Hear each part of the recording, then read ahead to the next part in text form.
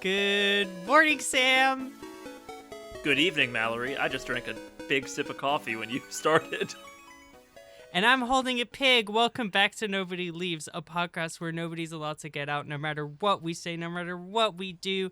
There's no way to escape this prison. That's why this week Sam has to watch whatever movie I want to pick on the thing. And that's why we're watching Boy and the Beast, Bakemono, my favorite movie by this director, Mamoru Hosoda. A classic. It came out years ago. What year? I don't know. Sam, take it away. Tell me what year it is. 2016? 17? Probably. I don't know. I don't That remember. sounds right. Okay. We saw it in theaters together. This is the first yes. Mamoru Hosoda movie I saw as it came out, which was nice. 2015? Yeah. I don't remember. Yeah, it was something like that. 2015. July 2015. Damn. So how does he do it? I think we graduated high school like a month before, probably, and then this movie something came like out. that. Yeah, we saw this with our high school friend group, which is maybe like one of the last movies where that friend group was like not spread out to the ether. Right, yeah, like before college. A coming-of-age movie for a coming-of-age time in our lives, and we are now revisiting Indeed. this classic flick. I love this movie so much. As I just said, it's my favorite by this director. It might be one of my favorite movies ever. I think that I want to rewatch more of my old favorite movies and like update my ranking because it's really good. It really, really hits. But Sam, you are a bona fide Mamoru Hosoda head. You're a Mamoru Hosodologist, and you love all of his movies. He's your favorite director. Where does this fall on the ranking for you? What did you think of this movie on rewatch after probably not having seen it in like 10 or something years at this point? No, I own it. I've definitely watched it here and there throughout the years, as I have most of Mamoru Hosoda's movies. It's funny, I was thinking about this. This is not a bit. This is not me like attacking, like trying to bring the darkness out of you. Like this definitely is on the lower half for me of Mamoru Hosoda movies. I was thinking, it's funny that we've done Belle and now Boy and the Beast, which are in no way my favorites of his. Like, I think I would rank The Girl Who Leapt Through Time higher. I would definitely... Summer Wars is my favorite. I think Wolf Children is like the objective best answer. And then there's The Boy and the Beast. And what I will say about this is it feels like the last Mamoru Hosoda movie where he's not getting really experimental. Because the one that follows this is Mirai, which I've only ever seen in theaters and did not like. And it's like, hey, what if we made a toddler a protagonist? Cool idea.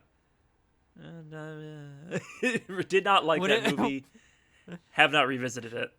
What if you could be a toddler? I feel like I don't need to remember that. And then after that was Belle, which is, kind of a musical, kind of a Beauty and the Beast retelling. So that feels like a different vibe as well. And now Scarlet, which I haven't seen yet. It's not available in my country, but that is like a full CG movie as far as I know.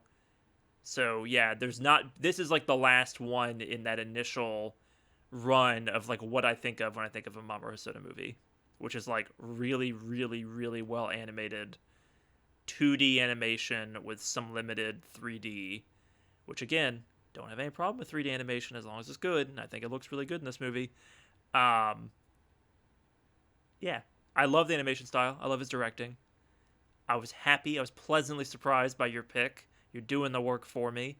This can be our Hosoda check-in for the year, unless we do Scarlet, which we might. See how he's doing. Power ranking. Are we going to get into it immediately before we even talk about the movie? I mean, I guess I was more wanting the like vague ranking, which I think you've given me. Like these are my upper tier ones, these are my lower tier ones, and therefore it falls on the bottom half. For me, I think if I'm looking at it more objectively, like, I mean, Wolf Children is obviously, like, phenomenal. I don't think there's any, like, Kind of a perfect arguing that. movie, right? Like, that's the thing. Right. Yeah, it's like, it's hard to really, like, say anything about how the other ones could edge that out. And I think that the Girl Who Leapt Through Time is also really phenomenal. But I probably definitely would like flip the ranking on those. Summer War is also amazing, probably objectively better. To me it's like the 3D animation which you like mentioned. I think there's something about where it's just not right there. If you pay attention to it too much, Not it my will tempo. really wreck your experience, I think, because it's like it will become distracting.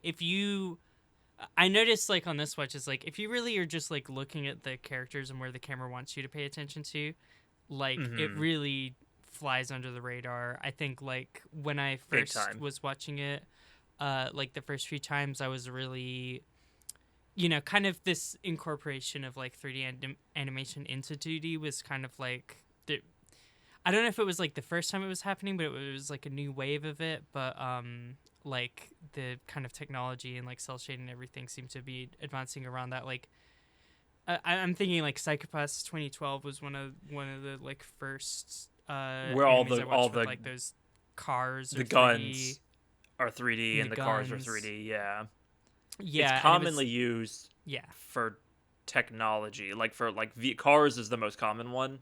And to be clear, at the time this movie came out, these are like some of the best looking CG cars you can ever do. Like these are like at the pinnacle of what you can do with CG cars, but they do still kind of like catch your eye. What I like about how this studio uses 3D assets is they usually do it purposefully. So like in this movie, the real world has more CGI elements, right? Yes. And then later the whale. But the real world is also meant to be like cold and unfavorably portrayed because it's from Kyuta's perspective, where like everyone in the real world for the most part like doesn't have a face, like they're all like obscured. And then Tokyo is like meant to be overwhelming, both when he's a runaway in the beginning and then when he returns later as like an outsider. And so that thematically works, that the art style would change and that CGI would be present, where it's never present in the Land of the Beasts, which makes like a cool juxtaposition. And he does it a lot because Summer Wars has like the internet space, and that's all wild and wacky and has some 3D elements to it. And then Belle is the same way, even though Belle, it distracts me more because there's sometimes the dancing, I'm like, that's a little weird. Like something about this looks like a video game cutscene, but it's done with a purpose, right? And like there's the majority of the Belle real world scenes are like really like some of my favorite 2D animation. I love the style, but if everything could look like Girl Who Leapt Through Time and just be pure 2D almost the entire movie and like look just really pretty, I'd be fine with that too. Yeah, definitely. I mean, I think when I talk more about the 3D, like the thing, because like all the stuff in the city, like was not even on my mind when I was like bringing it up, even though like, yes, like of course that's like happening. I think I'm just fully like accepting that, like, okay, that's how we do futuristic. That's how we like add the style and like differentiate. I fully agree. To me, the like my one big negative, because I'm gonna talk positively almost exclusively about this movie for the rest of the time, is my one big negative is the background characters. Like that specifically, I think is the thing that like always kind of bothers me a little. And yeah, it's like if you are paying attention to the foreground and the 2D characters, it's nothing, and it blends well enough of the time to be ignored. But there's like a couple shots. There's one when Iozan and Kumatetsu are having their like climactic battle, right? And when like, it's that many characters on screen. Yeah, and it does like a full crowd shot of everyone cheering, and like it like snapped me because I wasn't paying attention to them very much, even though I like knew in my head like And I remembered those scenes really strongly from like the first time I watched it of like, oh, I don't know if that looked that good. And it's like, I think there's a shot that is just the crowd and there's no 2D characters in the foreground. And you're like looking at the crowd and all of a sudden it's like, oh, like that's not what I've been watching this whole time. And the kind of like gap between like how beautiful and gorgeous and amazing and fluid the animation of like the main characters in the front are, and then these just kind of like cloned like the little orcs from Lord of the Rings or whatever. Right. Everyone's like fist pumping either left fist or right fist, and then they're all like moving in like a weird. It's like watching like blades of grass in the wind a little bit, but just not pretty. Yeah, no, it's something a little off for Uncanny Valley that you can like notice. So that's, if I'm going to criticize this movie, I think that is like one of the things that on a visual level just kind of like knocks it down a peg compared to even Summer Wars, as you said, I think is like more cleanly divided in that way, and the 3D never encroaches upon the like 2D real world in the house, and it just feels like a little more smooth. I think it just bothers me, but I love it. Let me tell you, it's really good. It's my favorite. I got a chance to watch Summer Wars in theaters this past summer. Like they were doing some kind of anniversary screening. It doesn't get better than that. That Summer Wars is just unbelievably fantastic. Like it is. It's really good. The directing of it, like the flow of that movie with like it's set to music and you're just being introduced to all the family members and you're so instantly pulled in by like the choices that are made in like cutting and in perspective, like just how it constantly withholds information from you or overwhelms you with information so that you're in the same headspace as the main character. It's just it's so good. Summer Wars is unbelievably fantastic. And then the baseball comes up in that movie. Baseball, Mallory, you and we Sam, love baseball on this podcast. It's not the Summer Wars podcast. So I'd really just, if we could just kind of like, Sam, we gotta unleash the unstoppable flavor inside. I think we gotta start there. I was gonna do the opposite. I was gonna Grievous corner, like the Grieve zone. The Grieve zone.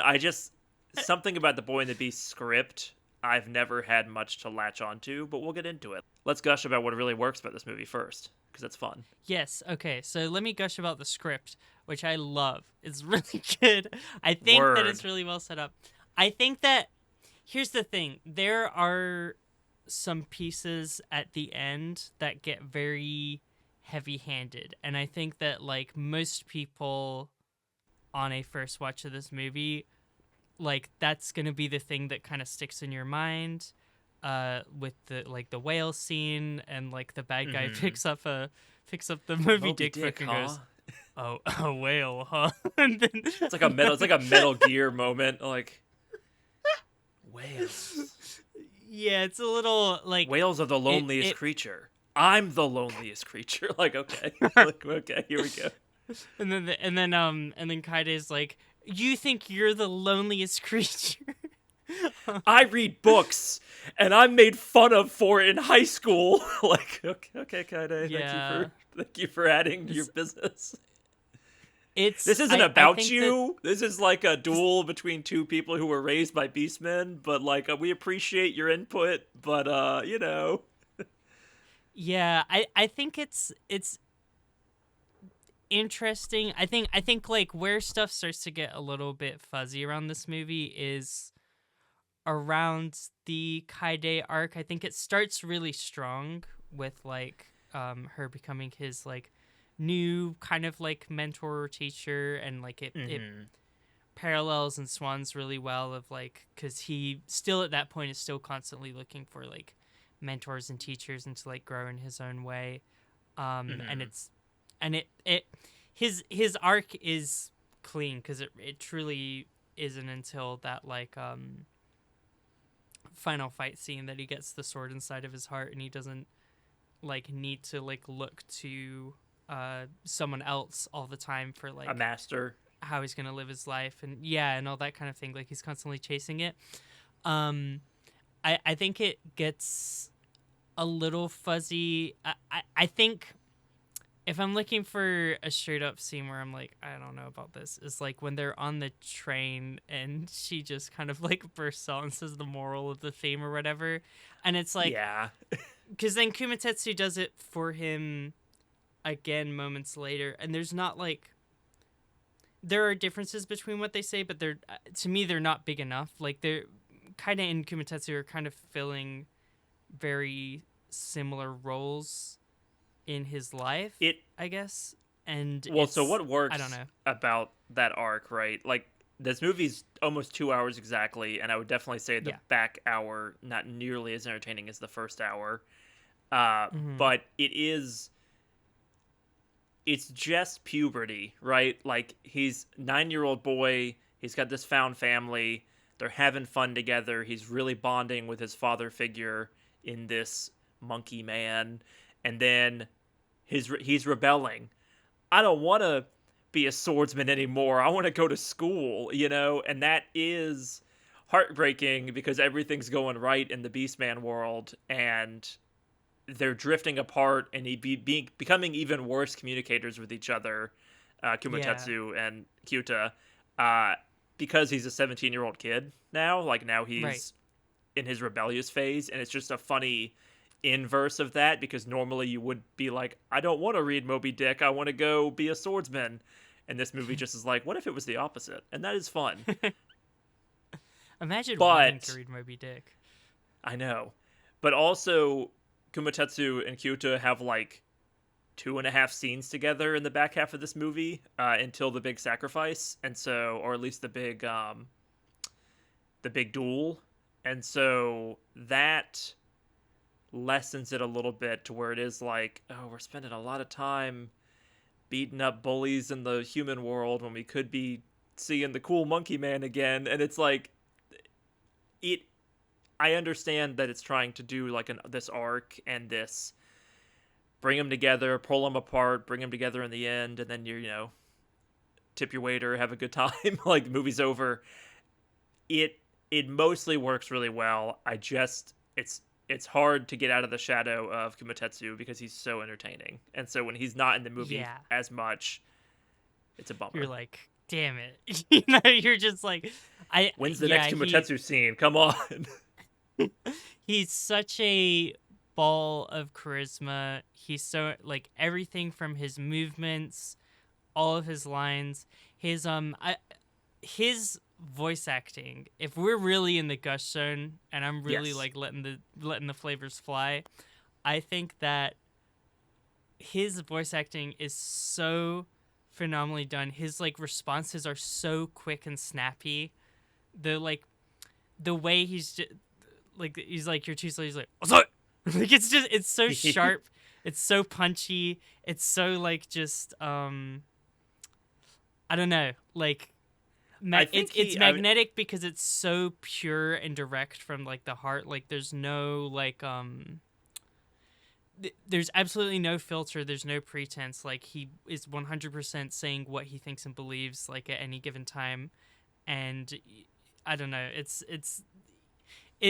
intoxicating, and and the other characters in the human world, I kind of copy that to like make a point almost, but I think that Kaide kind of suffers in that exchange. I almost think if I were to like want to rewrite the film, I would almost want to have it be his like biological father that like gives him, we build a little bit more of a relationship. He's the one who like starts to teach him, and we see this like kind side and things that his father can do for him, but that almost like makes the letdown even more painful when he talks about like he doesn't understand Kyuta's life, and he makes like those negative assumptions about Kumatetsu or whatever. And I don't know, like you kind of, I feel like with Kaide it kind of feels like having its cake and eating it too, because she's just so, all her morals are so perfect. She never does anything really wrong in the movie.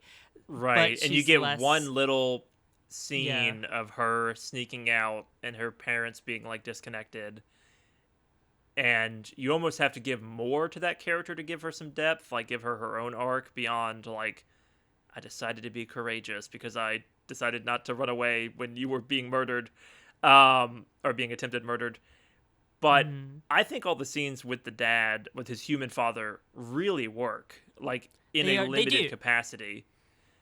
You only really get like 2 scenes with him, and I think that they're incredibly effective because you like that's what Mamoru Hosoda does best, which is like this interpersonal conflict where emotions are rising with the characters, but they're not having a screaming match. Like they're not saying what they want to say. Like it's a lot of like either with his love stories, it's a lot of like yearning, or it's a lot of I'm gonna like be the bad guy in this situation because I can't deal with my feelings. And so like Kyuta explodes on his human father, but doesn't it's more subtle than in a lot of the rest of the movie where it's like I am so full of hate. It's more just like I don't know what to say to you, and that's okay, but I just can't. This is too much, and I can't have a ham omelet with you because that's what my mother Yeah. made. Um, And and it's a yeah, very it's Kumatetsu human. moment as well. Like it's very like he gets upset, he gets angry, he kind of like boils over, and he doesn't really know what to do about it, and he just So he leaves runs and away. storms out. And he's Yeah. like he's even posed like Kumatetsu at that time, like the way his like back is kind of arched and he's kind of like pumping his fists down. Like it's Mm-hmm. really good scenes, a lot of subtlety, and I think that's where like I understand Kaide's like role in the film is really like necessary in a lot of places, but I think that's like why a lot of people watching it are just gonna kind of be turned off of her character because she just kind of like says all the right things and explains it with words. And there's also like with with like basically all of the major characters, there is this constant theme of like your greatest strength is your greatest weakness, you know? And like Mm-hmm. that kind of like duality, like and we see like times where like all the major characters, like even my favorite one, the pig monk, Hyaku, oh my god, what's his name? Hyakumambo, I think. Love Um him.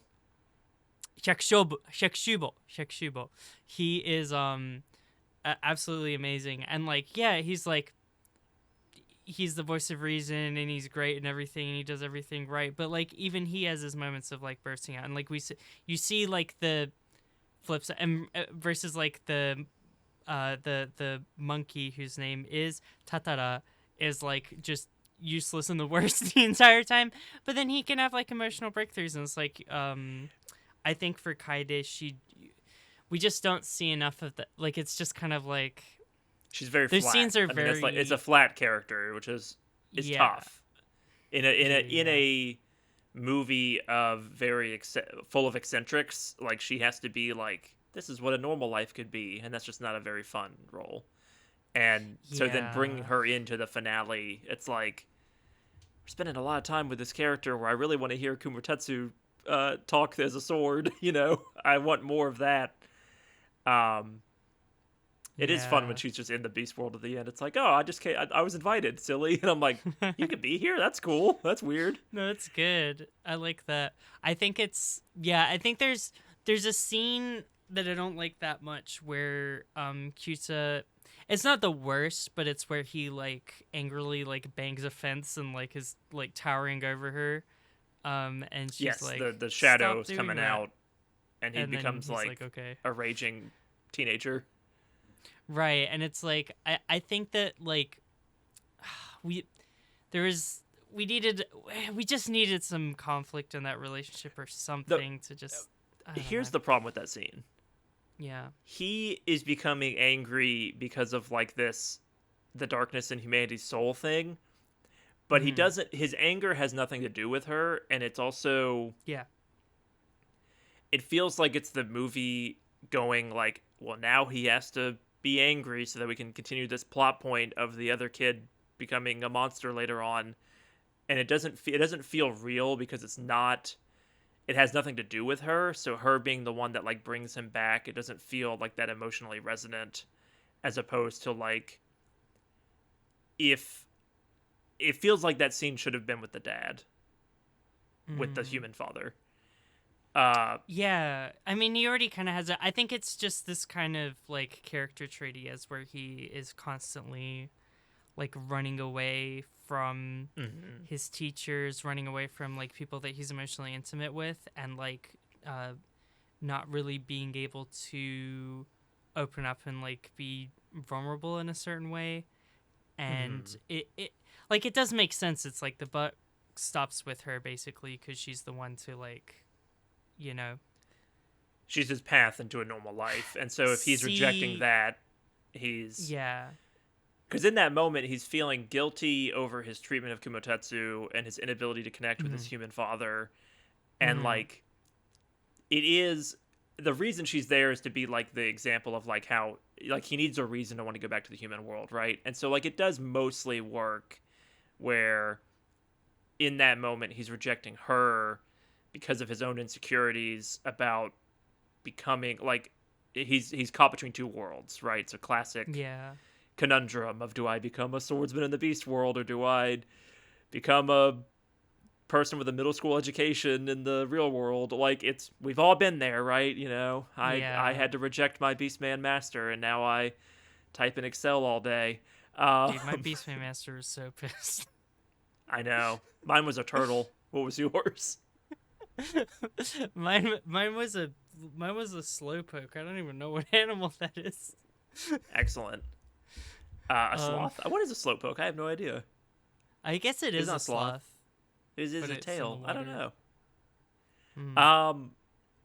So Gush Zone, sponsored by Gushers, unleash the unstoppable flavor inside. This man is so good at montages, and the bridge between these 2 hours of the movie and the aging up of Kyuta over the course of 2 minutes of sword fighting it's what you buy the ticket for, right? That the tree and the seasons changing and them getting better and them getting more in sync with each other, and yeah, it's just good. There's nothing to say about it other than it's visually incredible and unbelievably satisfying from a character perspective to see these characters finally get in sync with each other after they spend 40 minutes like throwing eggs at each other. Yeah.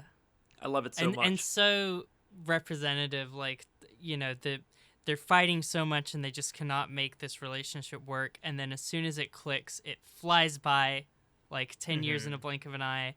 And then the pace, like, it speeds up to like nothing, and then it slows right back down as soon as they have another conflict. And that is like how it feels. I think. Yes, the good days just with people fly on by, right? Yeah. Yeah, it's so beautiful, and I think that yeah, my favorite montage is the like visiting the different gods and like philosophers, like what is true strength? Yes. Oh my god, like the pacing, the like repetitive dialogue, it's like so poetic, and it's like got that like proverb kind of like feel to it of like in summary, like, and every they're each single being time introduced it's like to like a fable essentially every time, like, or like proverb's a good word for it, but all of these like turtle in the hair ass metaphors as they like meet these different characters, and they're like, oh, I am as still as a statue, and I'm like I'm Toph from Legend of Korra, and I am a fish man, and I like to seize the day and the moment and try and eat your monkey friend. And yeah, no, it's very satisfying and fun. Yeah, it's like it has such a nice rhythm and pacing, and it's like a punchline every single time, like whatever happens with them. It's like, you know, they're wise and they're like looking in awe, and then they say something stupid but it's funny, and it makes you reflect and think for a second and be like, oh, that's interesting, you know, and Kyuta's being like, oh, they're so wise, but every single one is punctuated with that Kumatetsu, like, he's so mad he can't take bullshit. I You want to cannot kick be pots around of it. water. Yeah. Oh man, I love this film. I want to talk about masculinity because I think that is a big part of why I like this film. Okay. And I like Positive its masculinity? yes, I love its depiction of masculinity. I think it's about masculinity to a huge extent. Like I think that that is like clearly a very central theme that they had in mind when they were like creating it. Like it's Mm-hmm. and it's just one of my favorite like depictions, reflections on kind of things when it comes to that, because I think that like like the the beast world, there are women in the beast world, but there may as well not be because they're not the main characters. Like I when think yeah. Eozen's wife has like one line, and I think that's it. I Mhm. think that's like you're done. She makes it, she's like, oh, take your time, and then she cries over her adopted son Right. going serial killer mode. Yeah, I think that yeah, there's very few, there's like a couple random cows that are like, when are you gonna leave, which is awesome and iconic. But I think that like um it's really like you have these like failed men in a way, except for like I would say Hyakushubo is like, he's a monk, he's like chosen this way of life, but I think that like Kumatetsu is like this like man child, he's like rejected from society, he's like, his house is a mess, he's impulsive, like he's never like really matured and developed in certain ways, and is just like defiantly like, his arguments with like 9-year-old Kyuta, like they're on the same level, like Yes. He's he's underdeveloped as a yes.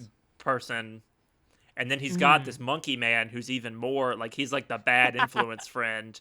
And whenever they're hanging out, they're gambling, and you feel Mm. off screen that they're definitely like drinking. Like it just feels like Yeah, that guy's like the classic archetype of like, let's go to the bar, man. Let's drink a the pack of enabler. brewskis. So Uh, good. It's like because that's the kind of like people he's attracted around him, like he's man attracted child. this Yeah. like this little negative Nancy who's just gonna be like, everyone's pathetic and I'm a little cynic or whatever, and I'm criticizing everyone, and like, don't look at me. It's just Mm-hmm. very, you know I think like how, and I think it's like, I think the movie does a good job without ever being like, men are only this way, women are only this way type of thing, Mm-hmm. like they don't really like say the word man or talk about like becoming a man, which I really Mm-hmm. like, because I think that it's like it's clearly about men and masculinity. We're seeing a lot of like tropes of men, but it's not like um making it like, oh, men, they always do this kind of, there's not a lot of like sighing women shrugging their shoulders, which I think It's would ruin more. this fucking flick. You know what I mean? I It's agree. really It's more tied it into yeah. like how to raise a man to be like honorable, right? It's you know the better a pig than a fascist award for the quote that unlocks the movie. How much clearer do I have to make it for you, Mallory? You grab the sword that's in your soul. That's what the movie's about. It's Uh, like grrr. It's like gweed. It's like yeah, grrr. it's like yeah. They mention over and over again like that Kyuta needs a father figure, and that Kumotetsu is he's not the stepdad, he's the dad who stepped up. He has to fill this role, and he does raise him into like this honorable young man who can beat up generic bullies in the real world. Uh, but it does like it's effective, right? Because of how amazing that time montage is. Like you feel Kyuta becoming this like more fully realized person as opposed to this like runaway brat and Mm. they learn from each other, which is really Yeah. nice and sweet. But also, when Kyuta has to stand on his own, which I feel like is the metaphor for the end of the movie with the sword, like I'll always live on inside you is more like the professor words telling you like don't ride a bike in this Pokemon Center. Like it's like his advice is what will live on in Kyuta. Right. His ability to like never back down from a fight, or which can be seen as a negative trait, but in this movie it's a positive trait, and I love it. Mm. To get back up after you've been beaten down, to like not wallow in self-pity and your own problems. Like he has some tough love moments where it's like, oh, you don't have a parent, you're a runaway, you little bitch boy, you're sad and lonely. Oh well, like everyone's sad and lonely. I did it, be like me. And it's not quite the best, I wouldn't put that in the parenting guide or what have you, but it works for Kyuta, Mm. and it's sweet. It's a sweet relationship. Yeah. He's the dad that Kyuta chooses and the dad that he Mhm. needs in a lot of ways. Like there are so Mhm. many people are lining up clamoring to be this guy's dad. His girlfriend wants to be his dad. His bio Right. dad wants to be his dad. His mom's dad wants to be his dad. But he chooses Kumatetsu after he sees like the way that Kumatetsu like fights Mhm. independently and never backs down, and like it's and how he sees that the moment that sparks, because like at first he hasn't like fully accepted the idea of being, he's kind of flirting with it, like he's in the house, he's out of the house type of Mhm. time. And the moment where he decides that he's gonna stay with Kumatetsu is when he realizes that he's all alone, when he's having that first Mhm. fight with Yozen. And it's like the fight is a failure in the sense that Kumatetsu loses, but it's like it's the start of his journey and his arc, and that realization when like Kyuta comes with him, like that's the success. Like from that point he's won, because He has Kyuta someone in his stays and wants corner. to learn from him, because Kyuta wants to learn that independence and that self-sufficiency and that like defiance and that ability to fight even when like nobody has your back. um Right. And it's like this and internal yeah. like fairness that Kumatetsu brings out in him, where it's like Kumatetsu is unruly, right? But it's unfair Mhm. that this entire crowd is rooting against him. Especially Yeah. when it's revealed later on that Iozan is himself a hypocrite and is raising a human child, which is what their fight starts over. Like that's just a great detail they throw out there without like hammering it home too much. It's just like, yeah, everyone's kind of a hypocrite, but like this guy who's obsessed with his honorable appearance, and he's going around town doing these good works, but at the end of the day he's equally as flawed as Kumatetsu, whereas Kumatetsu is just keeping it a buck 50. He's just real the whole time. He's just uh real. He just tells it he's how just it is. himself. He tells it how it is. See him on the Joe Rogan Experience next He week. doesn't have time for PC culture. No, he eats raw liver every day and a bunch of trin. But anyway, But yeah, it's I good. think It's that a like good movie. that independence, I guess, is like a Hmm. it's like what I'm saying with like the masculinity thing is like it's not like saying like you need to do this and the other. It's not a like instructive film of like how to be a man.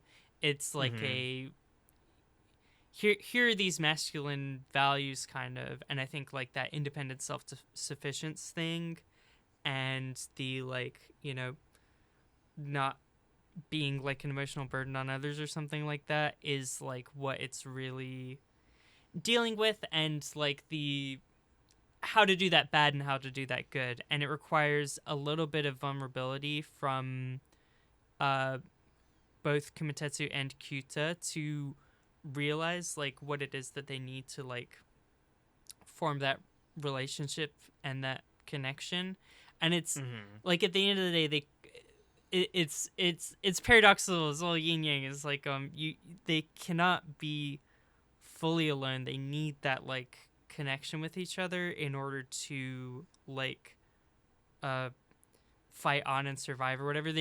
they need someone to like believe in them, kind of, in order Right. to be independent and Believe in not need to lean on themselves. each other, Yes. and be able to separate. And it's like, I think that's the thing that he really gives them, is like that belief and that cheering on, and that like, rather than like, these are the things you need to do in order to succeed, I'm going to protect you from the world, like I'll take care of all of these things and like support you, like in a material sense, in a physical sense. It's like, what the thing a lot of kids really need is like belief, like you can do it, you can strive higher, you can do more, you can like Mhm.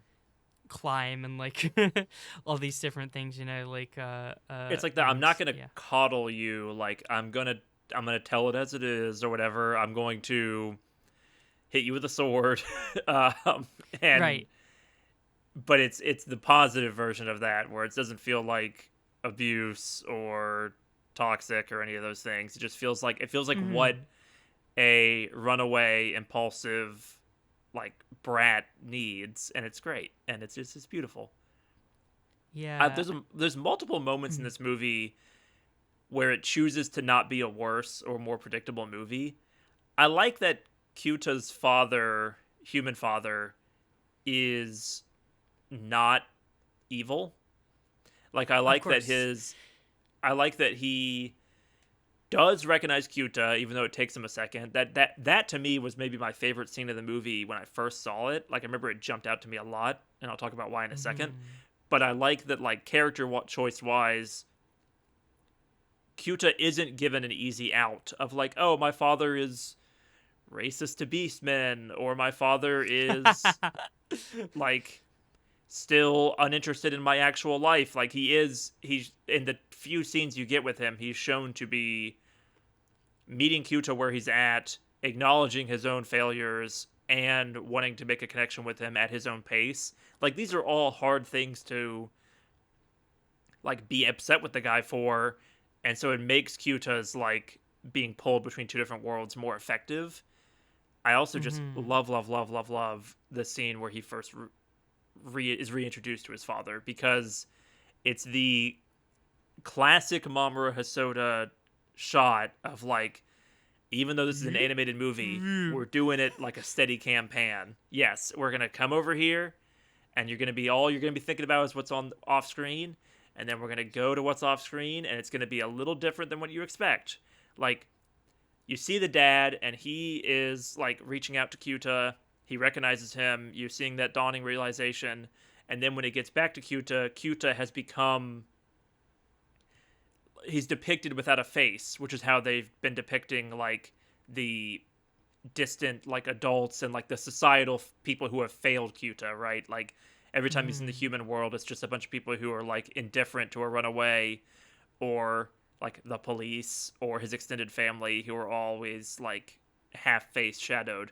And in this moment, he's depicted that way because he's trying to like avoid this emotional connection. And I just think it's like a great it's so great, and I never get tired of Mamoru Hosoda doing this, like taking this moment to be like, in what I think is a bit of an overwrought script, this is all subtlety and is like fantastically done.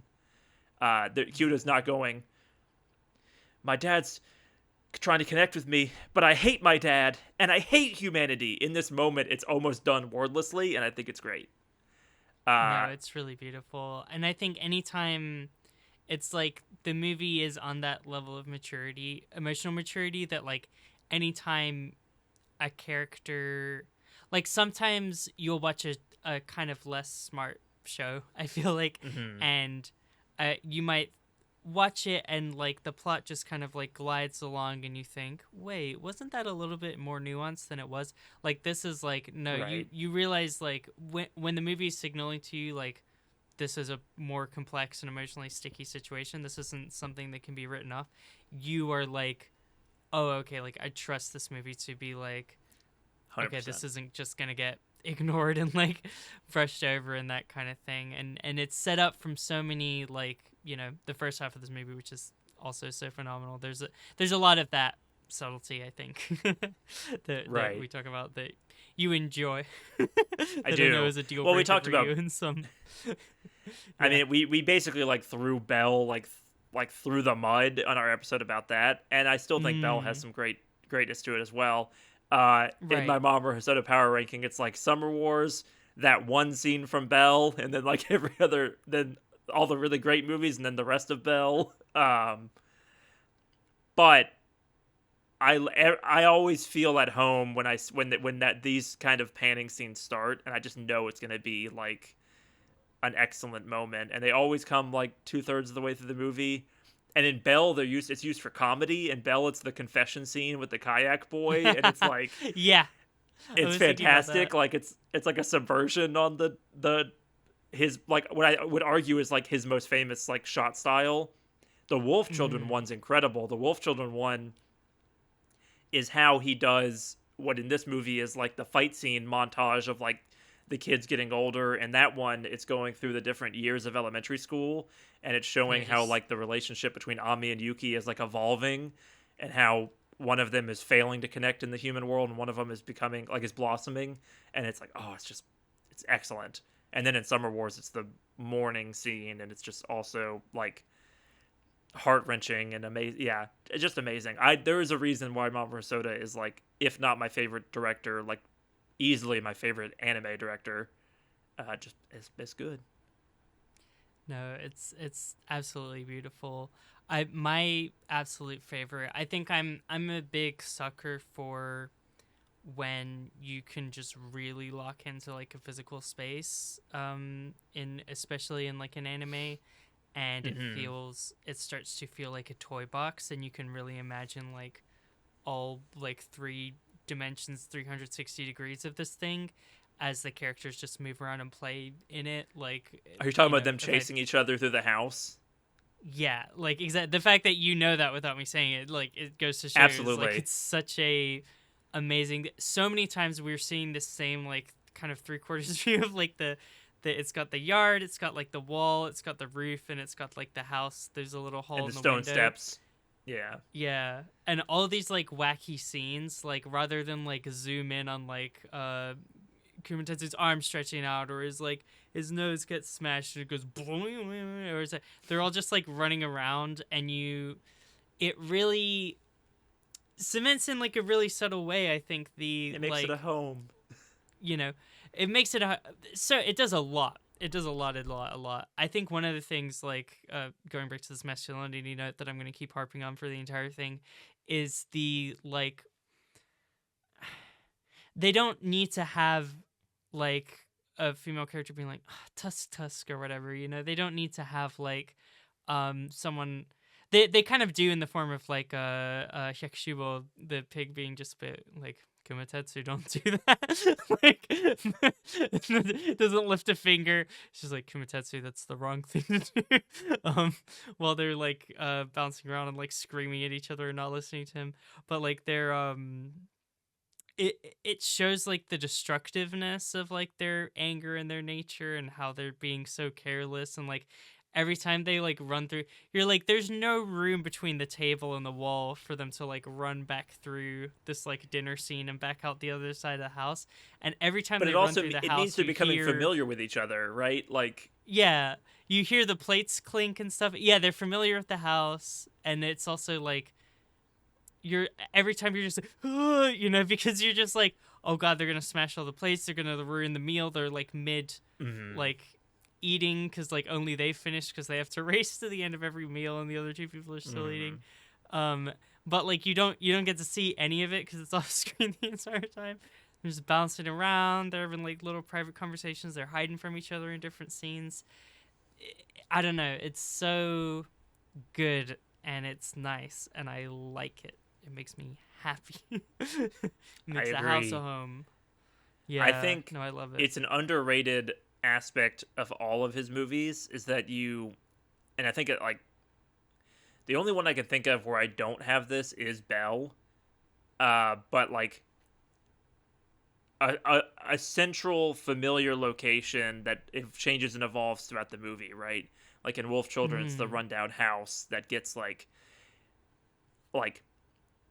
it gets improved and healed over time and repaired as I'm blanking on her name, but as the mother character is like learning to be a self-sufficient, like, single mother, widowed mother. In Summer Wars, it's obviously like the family estate and how it gets completely demolished over throughout the course of the movie, but it doesn't matter because like the family itself remains strong and remains like united. And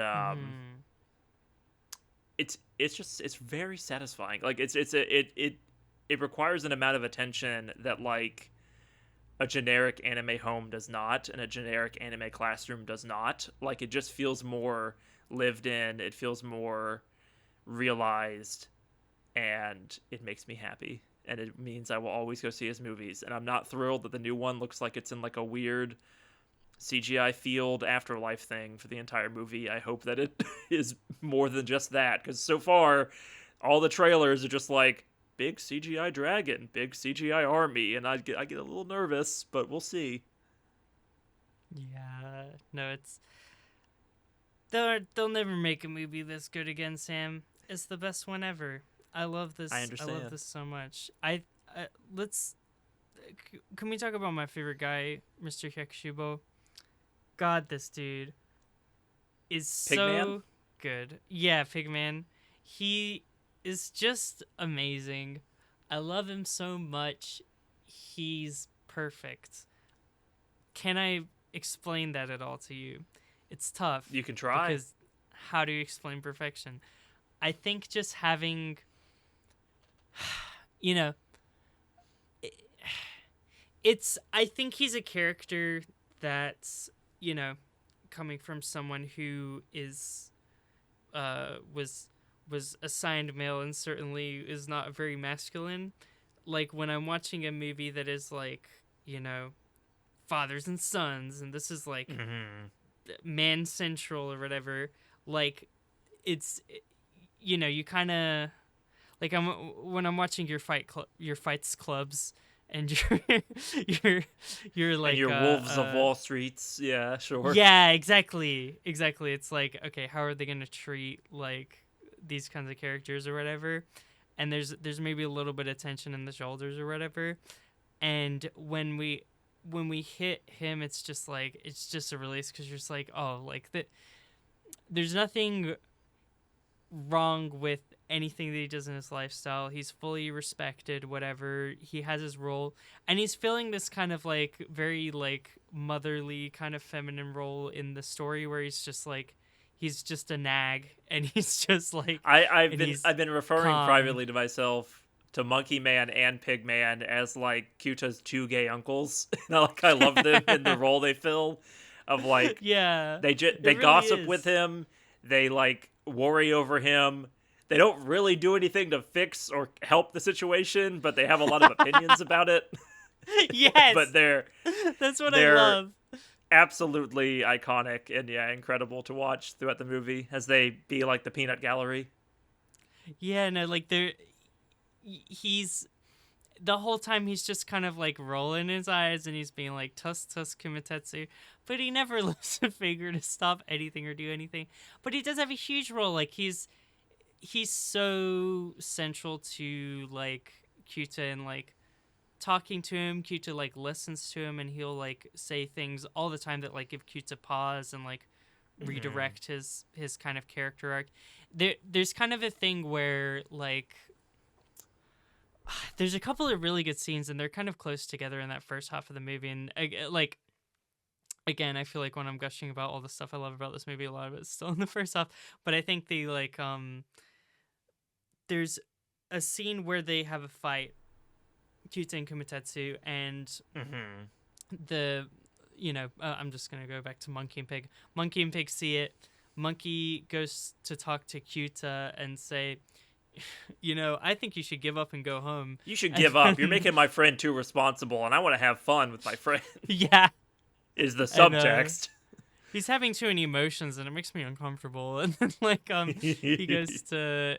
the pigman goes to Kumatetsu to be like, you need to, like, you know, stop being a bad, mean man all the time and stop being the worst, you know? And he's right that he should stop that, but he's not. He's like, he can't stop that. That's who he is. Like, he has to like find his own way to like channel who he is into like being his father, rather than like be like, okay, I guess I'm gonna drop my whole thing and just like become a responsible dad or whatever. Because that would be that would be Right. like giving up on himself and sacrificing himself for his adopted son, when For a like his stranger. real arc is about, you know, yeah, a stranger at that point. Like when it's like he needs to be himself while raising his son and figure out how to like mature and connect in that way. But then when they flip, there's a scene a little bit later when they flip, which I really love, where it's after the montage in the like they're The seeing time all the skip. gods. Yeah. Oh, Oh, no, no, okay. no. No, The before that. You're gods talking time about when skip. they're in the bonfire? Yeah. They have the bonfire. They're like eating fish, fighting and stuff. After they've like gone and seen all these like wise sages, they fight again. They go into the tents and like yeah, Pigman talks to Kyuta, and Monkey Man talks to Kumatetsu, and they rather than like have these conflicts and discourage them, and they're going nowhere and just getting worse. Like with these combinations, it works really well, and they both arc back up because they both kind of give them the idea that becomes their core character theme, which I was writing down for the better the pig than a fascist reward for the line that unlocks the meaning of the thing, which is which these are like loosely translated from Japanese, so I'm sure they're more poetically said. Like but like Pigman says to Kyuta, Kyuta. he's like, you know, Kumatetsu's like a big stupid idiot toxic man, but he like every now and again he says something that like gives me pause and makes me think, oh, you know, and he's like, is it the like, you know, find your own meaning thing? He's like, yeah, like, you know, yes, Kumatetsu's being kind of like hard-headed about like all of these, you know, being unwilling to accept all these different philosophies and being inflexible and stuff, but like he is making a point that like at the end of the day, just like taking all of this in, like none of it is gonna, that's not like wisdom in the way that like finding something internal that is your own meaning to fight or whatever is wisdom. Kumatetsu has to find his own way is like the underlying idea. And Kyuta, Yeah, I like that Kyuta Pigman has does to. not give Kyuta the Yeah. solution. Kyuta comes up with the solution on his own with a little Mm-hmm. help from dead mom spirit. And that's important to Yeah. his character that like he in the mimicry scene, like he is the one who comes up with the idea and all the characters don't think it will work, and then it works really well, and then it gets them to the point where he can be emotionally willing to ask Kumatetsu more politely, like, I still can't swing a sword, I still can't throw a punch, you gotta help me. I can dodge, Yeah. and I can teach you how to dodge, and I can beat you with a stick when you're tied up, and it's amazing, it's very funny, but you gotta help me be a man. And that's great because it's his first step.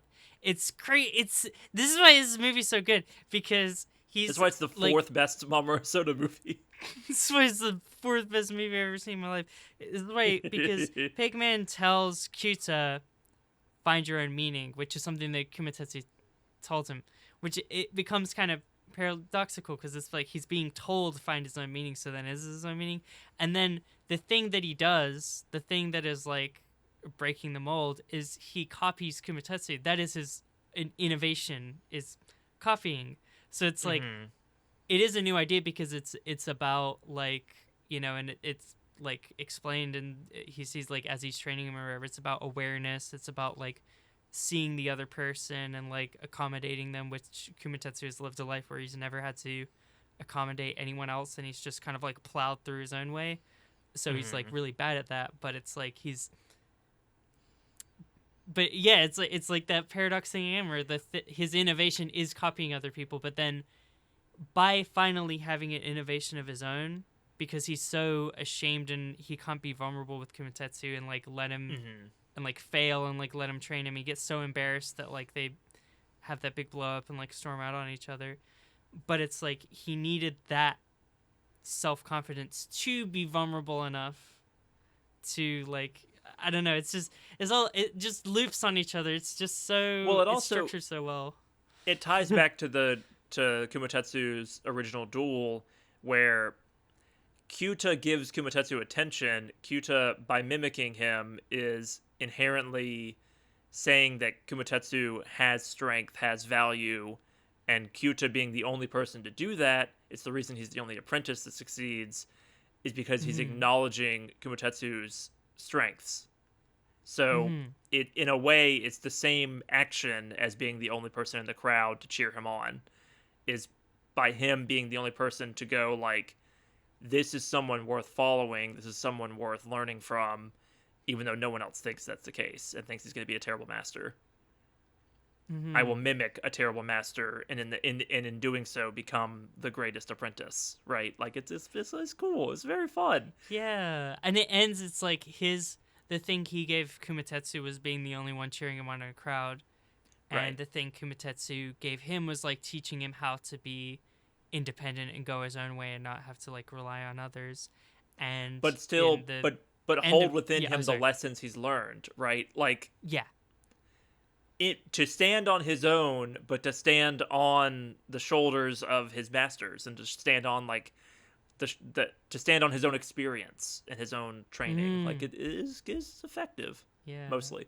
But then it's inverted in But that's a the whale. finale because Kumatetsu is now the one cheering on Kyuta, and Kyuta has now learned to be independent. Like it's like the that's the flip that happens, and it's two parallel character arcs. It's amazing. It's so good. I love it. I love the depiction of vulnerability. Like I was saying there, obviously, like Kyuta has to kind of like earn something to have strength, to have some sort of foothold, so he doesn't feel so worthless and insecure that he's so embarrassed that he can't even like ask for help respectfully, like you were saying. But then like the monkey's like ultimate weakness is like vulnerability because he's like just a snarky big little redditor emotional- the whole time. Right, but then he says it as his emotional, like, I've actually been invested in this relationship the whole time, like, outburst. Yeah. But he also has the like the moment where he like freaks out because he's like the first kind of burst you see of that is because like Kumatetsu is finally like respecting Kyuta, and it's like you said, it's like it is the thing of like he's losing his drinking buddy, Right. he's there's no one else spiraling into vice with him anymore, but he's also just like I think it's the vulnerability that makes him insecure. He's just like, wait, we're doing this like We're doing pussy shit emotions where now? we, like, I don't want that. yeah. He's like, hold on a second. I thought that we decided that was like not for us or whatever, and like Yeah, we thought that I was think lame. that's like the moment where he's like kind of panicked. He's like, wait, I'm like, this is like shaking my whole worldview or whatever, and you start it finally like jiggles that insecurity and like reveals that about the character, because up until that point in the movie he's just been kind of like leaning on shit and saying like, everyone's stupid and you guys are all gonna fail and you suck. It's such a good depiction of that, and it's like a criticism of masculine characters and these masculine tropes and stereotypes that a lot of people fall into without ever, like, this movie does not hate its characters. This movie like adores and cherishes all of these characters while fully Well, I will say, acknowledging their shortcomings, I think, at least for those main like lovable family of four. well, I'll say Yeah. that there's a character we haven't mentioned at all, and I think that's telling, which is Ichiro Hiko, because he's kind of Who like I'm a dressed as. who you're dressed as, who is kind of just not that compelling of a villain at the end of the day, and like I mean, there's not that much parallel between him and Kyuta, except for they're both humans, and his arc just goes from like, I'm the reasonable kid to I hate everyone. Like, he has a very Anakin Skywalker turn, which, reminder kids at home, was not this 7 animated seasons like slow burn arc. It was, I'm gonna flip on a dime and go to the dark side in the prequel movies, at Sam. least originally. making all kinds of enemies today. Oh, you're talking Uh, about Anakin Skywalker. Sorry. yeah, so like Anakin before they retconned it by doing like thousands of hours of like books and movie or other TV Chugging shows, away, and try to bridge the gap between these fucking when you just movies. look at it, it's like Anakin goes from like I'm a reasonable person to I'm a moody teenager to I'm the most evil man ever and I kill children. Uh, this movie kind of does that where Ichiro Hiko is just immediately like, I'm gonna beat up Kyuta in this forest because I am full of anger. Sam, Like, I don't like this criticism, and here's why. Here's why I'm going to tell you why. Is because I think the whole movie we're talking about flipping, we're talking about inversions. Things start one way, they end the other is the yin and yang. Or you know, you got two brothers. You know, they're side characters. They're kind of like not so central to the plot or whatever. You know, the younger brother's like a big mean bully who's all insecure or whatever, but he respects strength, once Kyuta pushes him over. Classic kind of trope, works very well, like he's earned this guy's respect. And then you have Ichiro Hiko, who is like he's a mature child. He's like he's strong, he's powerful, he's wise, he defends Kyuta, he like all this kind of stuff. And there's that one line that kind of lets slip where he is like, you shouldn't pick on like weak people like him or whatever. Where it's that one jab that is like that little chink in the armor. But other than that, you're just kind of like, oh, like this is like, this perfect. Except he has the mysterious thing of being obviously human, which I don't want to. That's like a different point. So maybe I feel like I'm going to get distracted if I address it. But yeah, he like aside from that, like peculiarity of his appearance, like you're like you're going more from the angle of like gifted child into unfulfilled potential teenager, which becomes like moody edgelord teenager, right? Because he feels insecure because he's an animal, and that leads to him making the decisions he makes. My only problem with it is the execution. Like I think all that's fine in a vacuum, but then what he mostly does is become a giant blue whale and like look really edgy for like 20 minutes at the end of the movie. And I'm like, is this worth Kumatetsu turning himself into a sword forever? Like, is this really that interesting of a conflict? He had to die. I know, but I think that it's like it's like Moby Dick, Sam. Hey Sam, you ever read Moby Dick? It's I know you haven't. He has to fight the darkness in his own heart. He has to fight his own problems. He needed something to fight. I think that, like, yeah, I wouldn't have wanted, like, the reason why I'm defending this is, like, they do the little montage where he's like, Dad, when am I going to draw my tusks? Dad, when am I going to, and it's, like, showing his, like, dark backstory or whatever. But it's, like, you're getting a little with a lot for, like, the, I would not trade having a better villain in this movie for less time with Kyuta and Kumatetsu. I get why it's like the underdeveloped part of the movie. Yeah. I just find it to be it's particularly lacking to me in that scene that we talked about at the beginning of this conversation of what is her name? Kaide and Kaide, Kyuta, and Ichiro Hiko. And it's like, I'm not invested in any of these characters except for Kyuta. Like what? Like this is, it's an awkward finale because of how much it relies on those two characters. Because the movie has to have some kind of conflict. It has to have some kind of climax. But it is not the better for it. Kind of.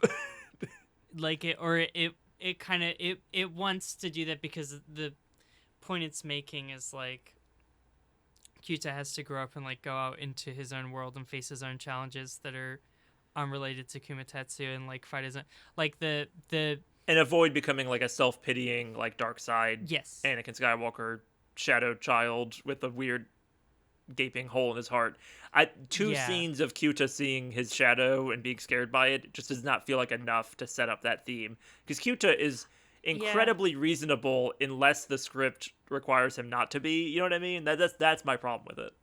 I mean, I don't know. I think that like I like the way the darkness is presented, because I think it's like I think you forget about it in a good way, where it's like there's a really creepy scene in the beginning, but there's also just like a lot happening in the beginning. Like, Kumatetsu's really mysterious in the beginning. You're getting these like weird like CCTV footage shots. There's like a weird little mole that appears that's his mom or whatever. Like, Right.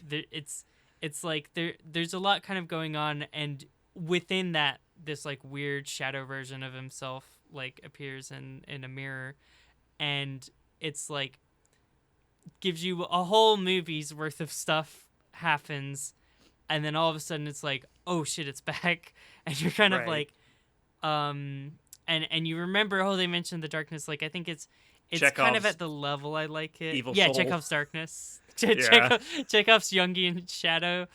Chekhov, it's like, Chekhov's like Kingdom Hearts ass looking thing. I too know pain. I think that like there's stuff about it that could potentially feel more naturalistic and be less clunky, but there's also a way that like when it turns into this like teen drama with him and Kaide, I'm kind of like it does feel right to an extent to me. It could be written better perhaps, but I think it's like there's an extent to which it feels melodramatic, because that's like he's in that stage now. You know what I mean? The teenager. And like when he's Yeah, a kid, no, I he's get playing that. around when he's a kid.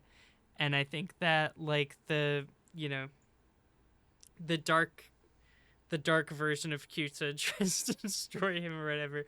Like It's just that it holds Yeah. it holds the movie back for me compared to Wolf Children or Summer Wars or Girlhood Up to Time, just because it's like it's where the movie feels the least in sync with itself.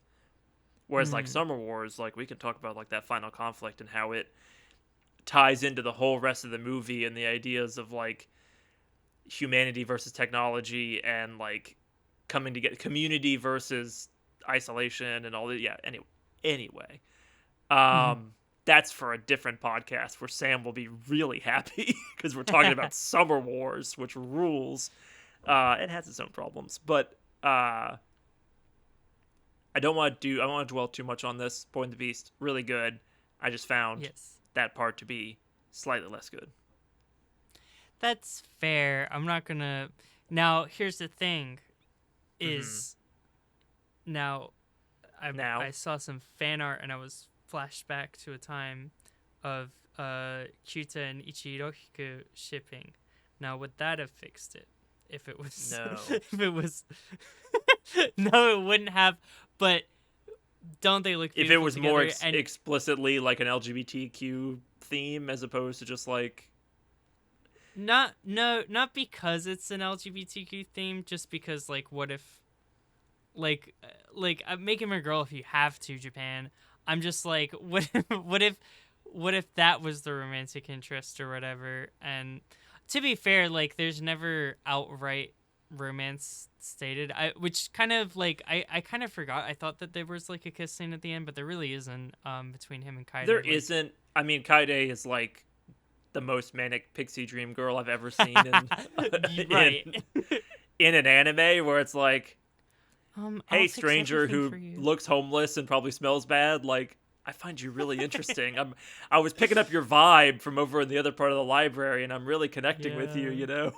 It's kind of dreamy. That don't you ever like have that feeling where you're like, God, I wish I could just throw it all away for like a street rat. You know what I mean? Yeah, like, just like, it's like, thin. I wish I could Is that fair? it Is that fair to say that it's a little thin? Yeah. No, definitely. It's unfortunate that still a good movie with the structure and all they couldn't develop it. Still a fucking really good movie. The theme's fucking carried away. Sam, we're not ready to rank it because we haven't discussed. I see. A couple things. One is the worst Fortnite skin, which is Kaide. That's pretty good. I have no complaints there.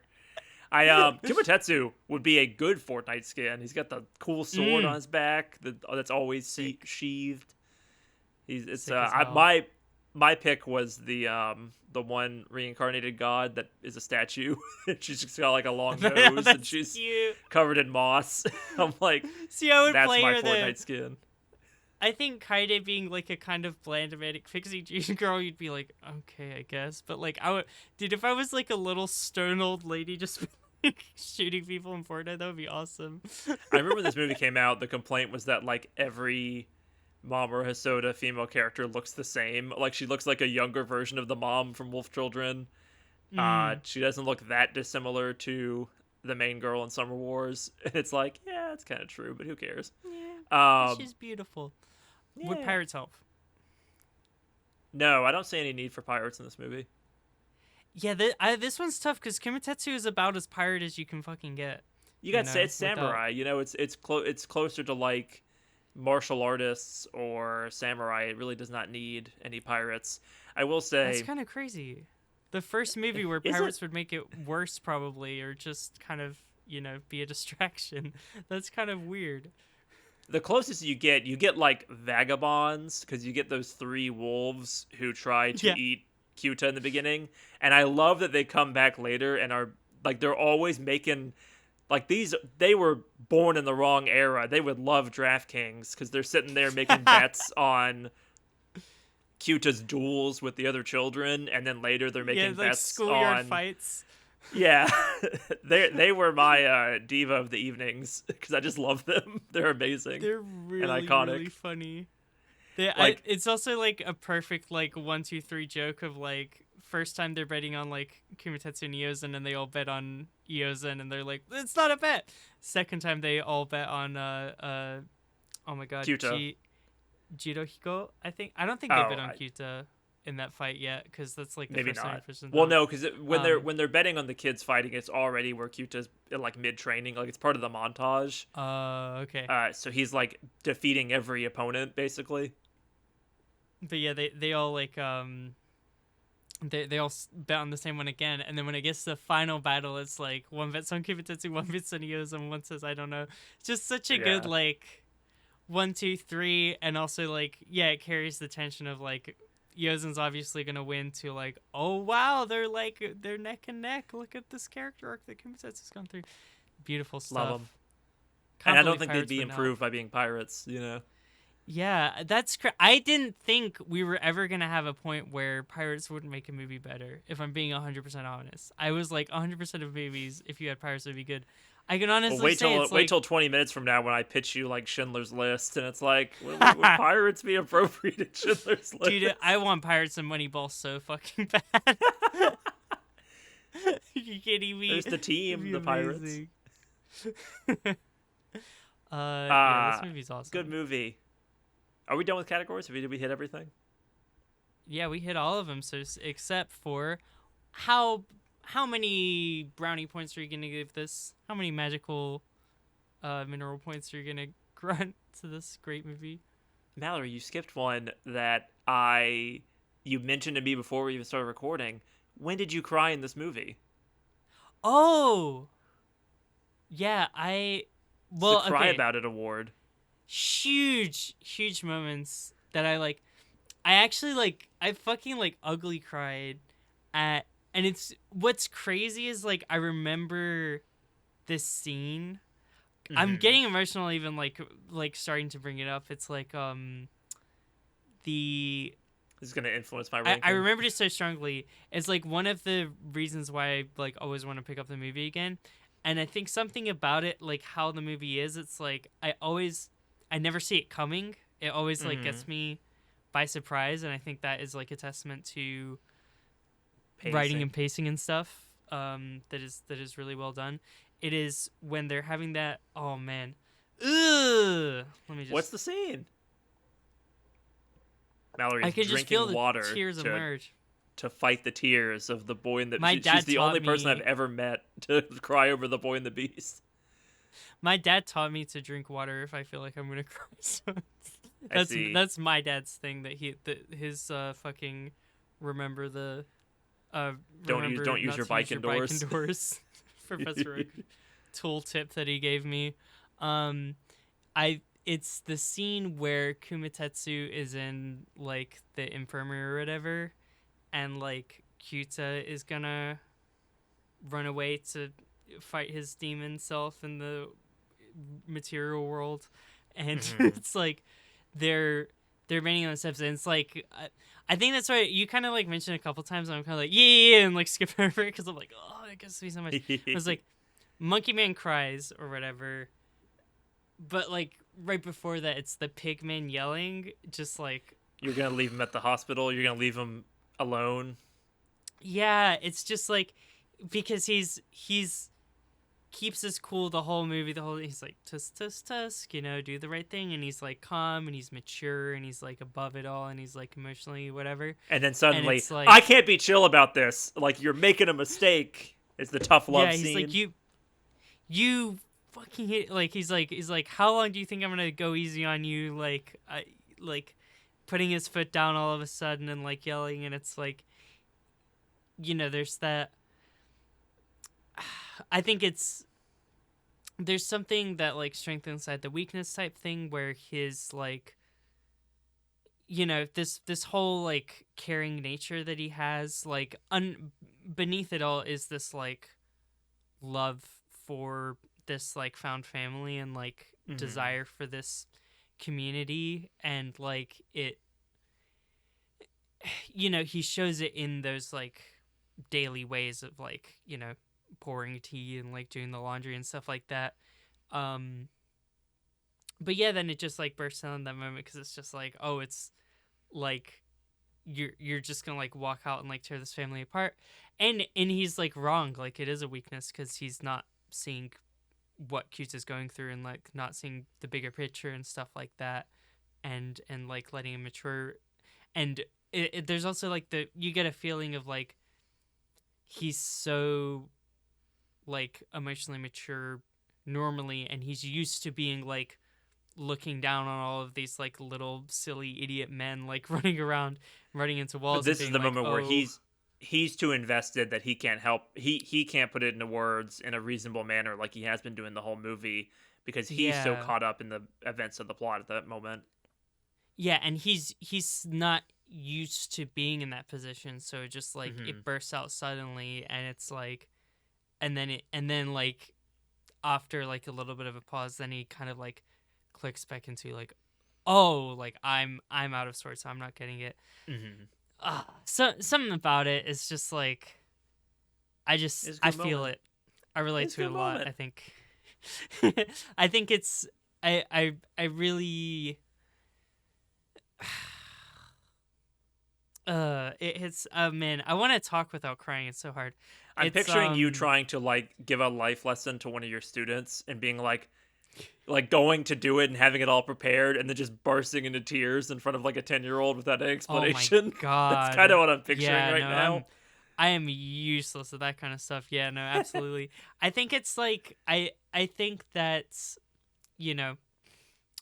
growing up around a lot of men, it's like you just kind of and doing that kind of stuff, you're just like you want to be able to have a real emotional connection, conversation, and ego and they're pride, not mature enough, and immaturity just get in the way. I feel and you feel like, oh, like I'm just kind of like, oh, I'm just kind of the taking care of all these kind of like emotions kind of friend, and I'm just kind of like balancing all these plates. And then I think that like to like have a moment where he gets to like express that is like, oh, it's just man, I'm so glad we did not skip over this category. This is awesome. And that's me like trying to fucking emotionally avoid my own emotions, but it's like, and that's your sword in your heart. That's my sword in my heart. Yeah, I think it's I'm not the best at standing up to people. I think I am the type of person that is more likely to run away like Akuta, like he does throughout this movie, of like, like it just reaches a certain threshold and you're just like, I can't deal with this. Except for me, that looks probably a little bit more like, oh, this person is like being like tut this, and tut. I'm above Yeah. them because I'm emotionally mature or whatever. It's like this emotionally mature identity almost is like not a very helpful thing, and like because you're looking down on people, right? If you're thinking like that, Right. but but it's like I think that yeah, like him having that moment where he like is selfish, Mm-hmm. it's like yeah, I think that's a lot of it. He's being selfish, he's putting his foot down, he's being emotional, and he's like, you know that's good. Good movie, good character. Good movie. But is it a great movie? But is I it? give this an F. It's a C. No, like Yeah, you're like, but by putting this at the end, it's really hammering home like this means a lot to me and I care about I know. That's what I love you're, about it. It's like, oh, Mallory really likes it. That makes me want to rank it even like lower than I would you're like otherwise. this is mid. The dialogue in this scene just kind of rang hollow to me. You know, That is somewhat true. Okay, I do it have is issues true. with it. I do think it has a third act problem, but it's really good. I Yeah. could not, in good consciousness, give this Cicadas in an Endless Summer tier. It does. It goes beyond just getting on base, but it doesn't quite hit that Skong Watch Summer Wars tier. Sam defining media.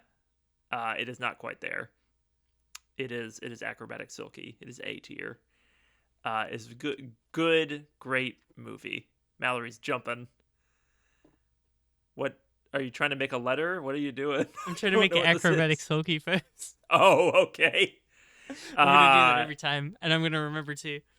Dandadan season 3. Can't wait. Um, Boy and the Beast. Good movie. Yeah, a boy and his dog. A Boy and His Beast. Mallory, we've been. What if your father was also your dog? Mallory, I feel this podcast has taken an interesting turn in season 2. We've been Yeah. really anime heavy, which I don't Mm. have a problem with. I didn't I realize think we're this, an but anime apparently podcast.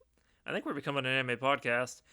Didn't notice at first, but I realized that we did a Madoka episode almost exactly on the 15-year anniversary. So that's cool. Ooh. Of the first episode airing, I believe. So didn't mean to do that. Didn't mean to be all retro, because 15 years ago is old. As we talked about on that episode, we're talking about old shit. We're talking about decades old movies and anime now, which to us came out yesterday, but to other people is like how when we heard people talking about Trigun, like it's just, oh man. Um I don't want to do that this week. Or this coming week.